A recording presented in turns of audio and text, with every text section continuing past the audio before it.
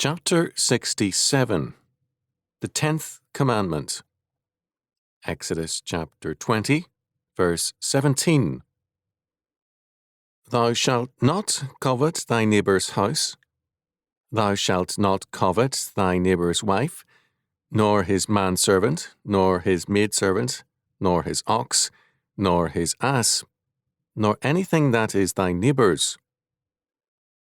Exodus chapter 20, verse 17. This verse is cited by St. Paul in Romans chapter 7, verse 7. What shall we say then? Is the law sin? God forbid. Nay, I had not known sin but by the law, for I had not known lust except the law had said, Thou shalt not covet. The Greek word Paul uses, translated as lust, is epithymion.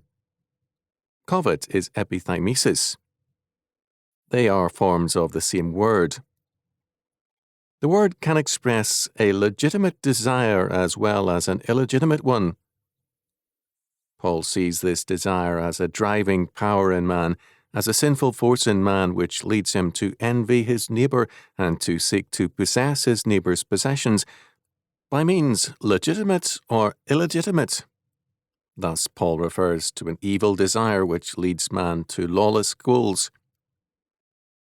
In 1 John 2:16, we are told that this desire is of the world, that is, an aspect of the fall. Our Lord declares that this evil desire comes from the devil. John chapter 8, verse 44. We have in Paul's reference to this commandment a clear indication of its meaning. Neither in word, thought, nor deed are we to desire or seek to defraud anyone of that which is rightfully theirs. The prosperity of others must not make us envious or ready to subvert the people we envy. Micah speaks of such covetous or envious men who even in their beds are planning the oppression of others. Woe to them that devise iniquity and work evil upon their beds. When the morning is light, they practice it because it is in the power of their hand. And they covet the fields and take them by violence, the houses and take them away. So they oppress, or defraud, a man and his house, even a man and his heritage. Micah chapter 2, verses 1 and 2. The envious man despises what he has and covets his neighbour's things. Jeremiah chapter 5, verse 8 characterizes such men in these words. They were as fed horses in the morning, everyone neighed after his neighbour's wife.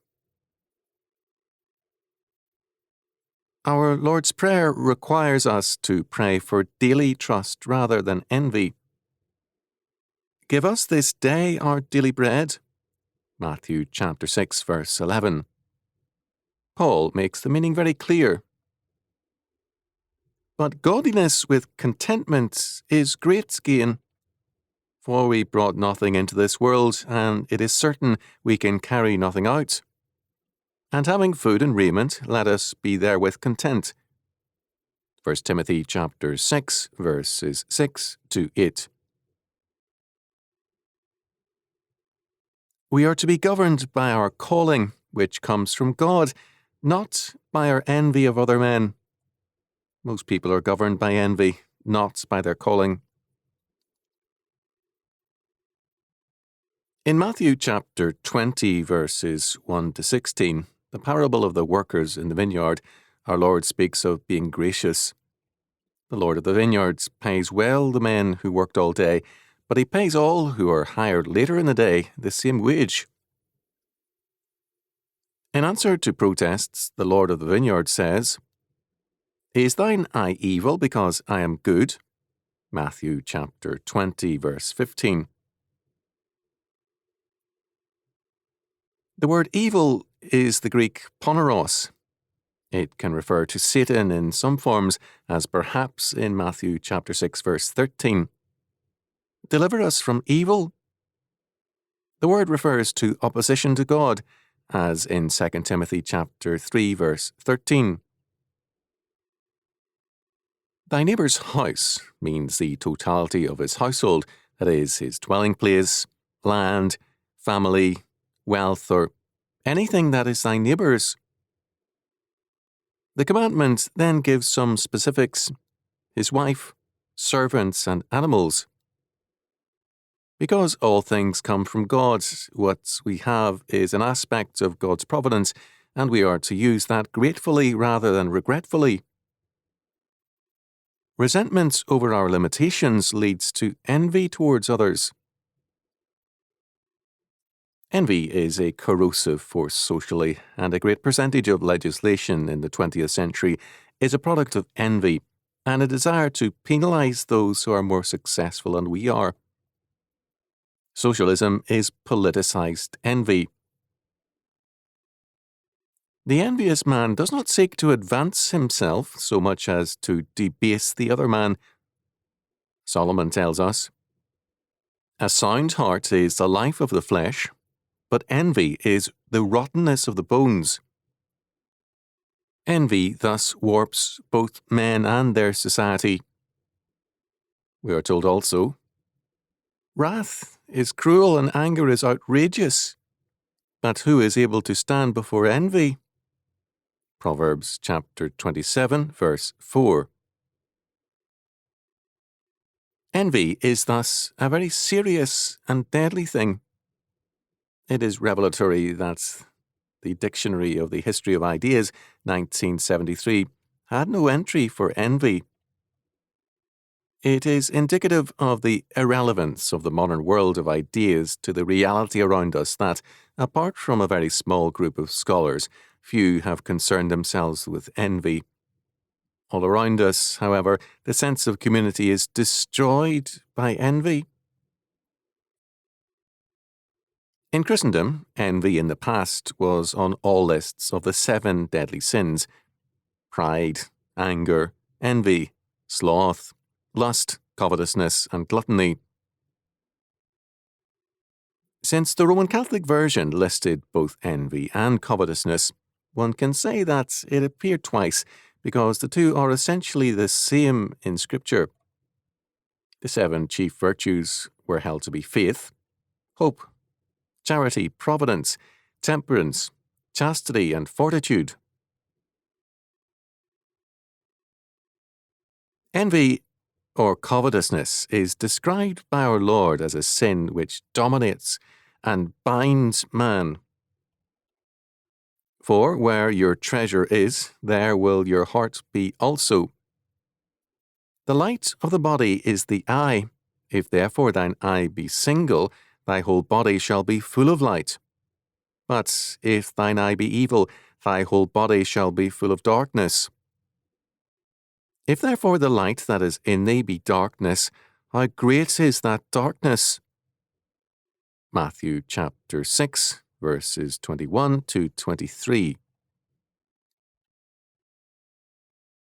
If our moral vision is governed by covetousness, then we have blinded ourselves. We cannot see reality because we have no room in our perspective for anything other than our envy. In Colossians chapter 3, verse 5, Paul speaks of covetousness, which is idolatry. It is a way of saying, "My will be done."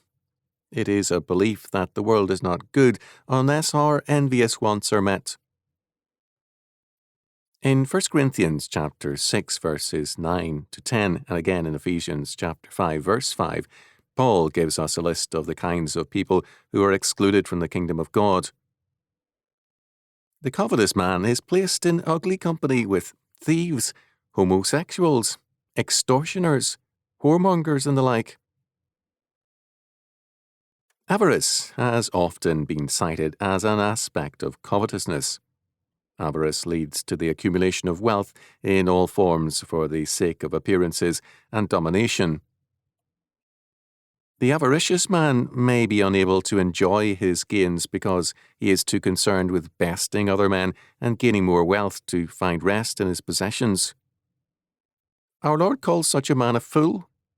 Luke chapter 12, verse 20. Death comes to strip him of all his gains. Envy or covetousness paralyzes a society because men are separated one from another by this sin. In many pagan societies, men who gain wealth must divest themselves of their gains in order to live peaceably with others. Covetousness is marked by a love of plunder and spoliation. The covetous man has a grasping nature. He cannot be a servant of God because he is his own God. There is another aspect to this 10th commandment that E.R. Achtemeyer called attention to, namely that it is a part of covenant law given to a people who in time would possess Canaan. Every family would receive its share. To deprive a man of its property is thus to deprive him of his God-given inheritance. Compare Micah chapter 2 verse 2, Romans chapter 7 verse 7, chapter 13 verse 9. Feminists have expressed resentment against this law because they see it as listing a wife as property. The answer is, first, that Scripture sees both men and women as having property rights to one another, as 1 Corinthians chapter 7 verses 3 to 5 makes clear. Second, it is a false spirituality which despises this fact. We are God's property, Psalm 24 verse 1, and we belong to one another. Third, the feminist view is a warped one because it fails to recognize that covetousness seeks to grasp whatever is a neighbor's possession. It is a proud exploitation of what others possess by treating them as one's creatures to be used at will. The law speaks realistically about the nature of a fallen world. That fallen world is called by Augustine the kingdom of man. It may well be called the kingdom of envy. Otto Scott has called attention to the fact that men also envy the virtues of others and seek to tarnish or destroy them. Those who excel must be toppled. Much of what passes as critical analysis is a form of envious hostility. A major consequence of envy in our time is to make those envied feel guilty because they are richer or more successful than others. Many rich people give foolishly to various unworthy causes to assuage their sense of guilt. Since false guilt cannot be assuaged, the results are unsatisfactory to all but the recipients of the giving.